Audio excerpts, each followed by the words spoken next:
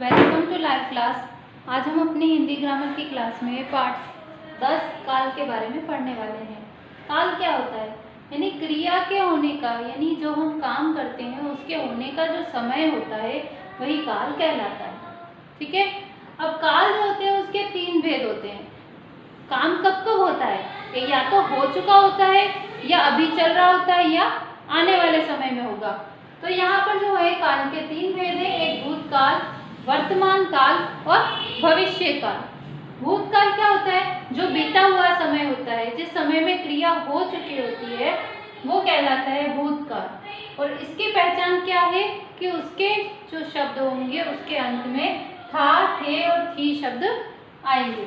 और जो वर्तमान काल होता है, ऐसा समय जो अभी चल रहा होता है, जो क्रिया अभी वर्तमान समय में चल रही है वो वर्तमान काल कहलाता है।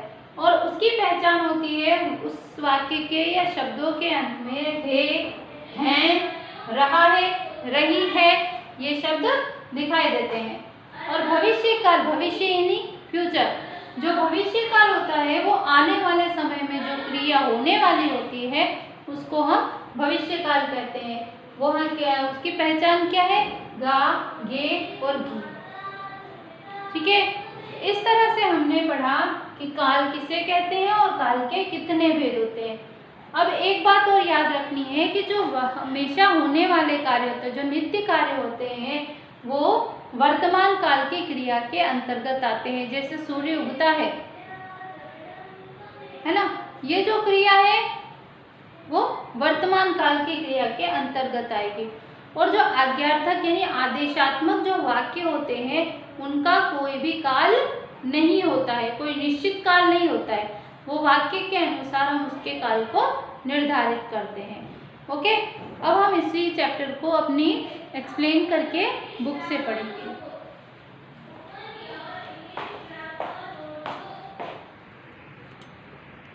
यहाँ देखेंगे आप कि काल क्रिया के होने का समय जिससे पता चले वो उसे काल कहते हैं। काल के भेद। काल का अर्थ होता है क्रिया के होने का समय। तो कोई भी क्रिया या तो हो चुकी होगी, या हो रही है, या भविष्य में होने की संभावना होती है। तो इस प्रकार के काल के 3 भेद होते हैं: भूतकाल, वर्तमान काल और भविष्यत काल। जो क्रिया हो चुकी है वो भूतकाल, जो क्रिया हो रही है वो वर्तमान काल, और जो क्रिया आगे होगी वो भविष्यत काल कहलाता है। तो हम यहाँ परिभाषा लिखेंगे कि क्रिया के जिस रूप से ज्ञात हो कि वह बीते समय में हो चुकी है उसे हम भूतकाल कहते हैं।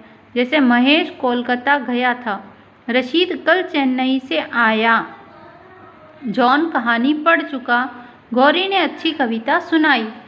तो ये जो होते हैं वो भूतकाल कहलाते हैं। यहाँ देखेंगे आप, आमतौर पर भूतकाल में धातु के साथ आ, ई, ए तथा अंत में था, थी, थे और होता है। और ये लिंग और वचन के अनुसार आते हैं।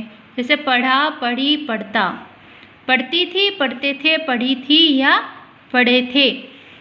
और भूतकाल में यदि धातु के अंत में अ अथवा आ हो तो पुल्लिंग एक वचन में या हो जाएगा।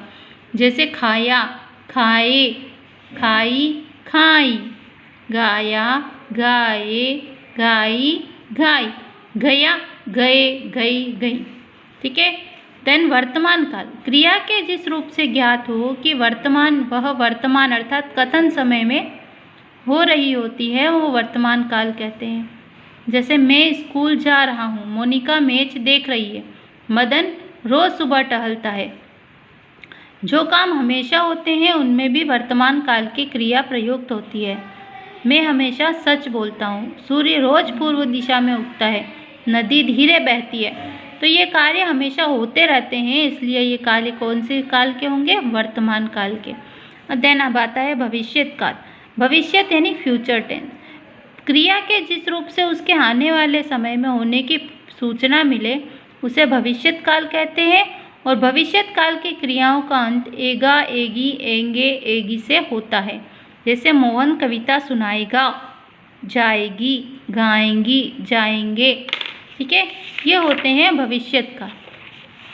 अब आपको क्या ध्यान रखना है यहाँ पर देखेंगे आप कि क्रियापद कभी कभी क्रियापद जिस काल का दिखाई पड़ता है उससे भिन्न की सूचना देता है। इसलिए ये समझना आवश्यक है कि वाक्य में वक्ता का आशय वास्तव में क्या है, यानी हमें उस वाक्य में दिए गए जो बात है उसका भाव को समझना जरूरी होता है। उसी के अनुसार काल निर्धारित होता है। जैसे हम अगले सप्ताह कन्याकुमारी जा रहे हैं, तो ये भविष्यत काल है। तुम बैठो मैं अभी आया, है ना। तो यहाँ पर भी कौन सा काल होगा? भविष्यत काल।